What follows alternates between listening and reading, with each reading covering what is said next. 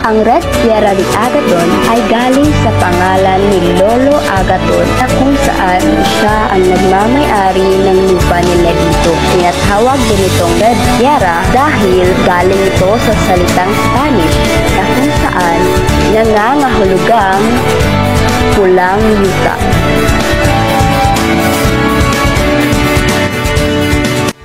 Subukan naman nating umakyat sa tinatawag nilang Tree Tambayan. Halina kayo! Mula noong nagsimula itong buksan sa 2019 sa panahon ng pandemya kung saan wala masyadong magawa ang mga tao, marami na ang dumarayo sa lugar nila upang makapagpasyal at mananghapan ang masarap at mapayapang hangin na taglay nito.